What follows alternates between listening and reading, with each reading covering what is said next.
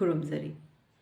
ꯉꯁꯤꯒꯤ ꯑꯣꯏꯅꯗꯤ ꯉꯛ ꯑꯃꯗꯤ ꯌꯥꯡꯂꯦꯟꯒꯤ ꯃꯊꯛ ꯊꯪꯕ ꯁꯔꯨꯛꯁꯦ ꯈꯤꯇꯪ ꯀꯣꯜ ꯑꯞ ꯇꯧꯕ ꯃꯁꯤ ꯅꯣꯔꯃꯦꯜ ꯄꯣꯖꯤꯁꯟꯗ ꯂꯥꯛꯅꯅꯕ ꯄꯨꯛꯂꯣꯝꯗ ꯎꯞꯄꯒ आसन खरा तौमिनसी अहानबदा यामना चंबा पोजीशन अमा खोंजी फाक्तोगा खुनिंग अमदि खुजिंगजी जॉइन तौबिरो खुबाक अनिगी मरक्ता माइजे थम्मगा सिगी पोजीशन जिदा इसाना ngamigai sang adum leibe yai loinana खोंजी नामा नामा कोंजिन बतिंग थोकपा सिजु दुम तौबा याई मसिना कोई खु नाबा खोंजी लुमलुम लाउबा चिकपा साबा मरोइना सही याम सिलाबा डायबिटीज नाबा मी सिंगी यामना कानागनी दो ngमगना खोंग अनि जे पुन्ना तौगे हारसु याई खोंग अनि जे पुन्ना खुदगी स्माइना कोंजिन बतिंग थोकपा को कोइना पोथाबा मतमदा टीवी येंगबा मतमदा सिगी पोजीशन जिदा को टीवी येंगबा पोथाबा दुम तौबियु तौबदबु चाक हेक तोकपगदी तौबिगनु कगिनोदि पुकलोमदा उप्पगा तौबनिना मथंगीजिना कोई सिंपल भुजंग आसना खोंगनी जे फाक्तोकपिरो खुनिंग थबा हक्चांगी साइडता सोर होंजिनबा मतमदा ngak कोक थबाक सुमाइना हाइगतपिरानी अदुगा खुनिंग जे मांगलोमदा खितंग इंखलगा एडजस्ट तौबिबा पोजीशन से मथकलोमदा येंगा नॉर्मल ब्रीदिंग दा ngakतंग सेकेंड 5-10 लेबिरो अदुगी मतुंगदा सोर होंदोकपा मतमदा खुनिंग जे मानिंगलोमदा चिंगगा मखारोमदा लाक्पि अमुका तौसी सोर होंजिबा मतमदा कोक ngak थबाक से हाइगतपिरो खुनिंग जे मांगलोमदा खितंग पुश तौरगा एडजस्ट तौबिरो मसिदा कोई मथकता येंगबदा मिटलीदा कोकता ngakलीदा नारगदी कोक से चुमना स्माइना थम्मगा मांगलोमदा येंगा नत्रगना मिट उसिलगा सोर होंदो होंजिन सानरगा सेकेंड खरा दु मेंटेन तौबा याई नाइहाक लेरबा मतुंगदा सोर होंदोकपा मतमदा मखा स्माइना राउंड 3 दगिना 5 फाव तौबियु मखा चथरपो ओइना मसिजु कोई सिंपल भुजंग आसना सिगी मखल अमनी खोंजी फाक्तोका थमगे याई खोंग अनि जी पुन्ना थमगे याई सागी अपामबनी खुसिन हक्चांगी side खुबाकसे लोंगना थम्बिरो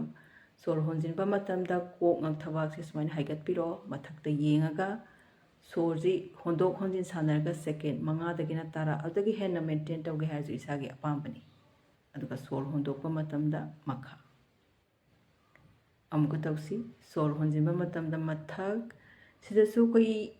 मथक्ता येंगबदा Kokta मिलीदा ngakta नुंगाइदबा तारगदी कोकसे स्माइना Chumna थम्मगा normal breathing दा अदुम मेंटेन तौबियु अदुगा सोर होंदोकपा मतमदा मखा सिजु राउंड 3 दगिना 5 फाव तौबा याई खोंगी पोजीशन जिदी इसाना अपामबा हबदी पुन्ना थमगेरा फाक्तोकेरा मदु इसागी अपामबनी सेजे खुद अनि जे स्माइना थांगलगा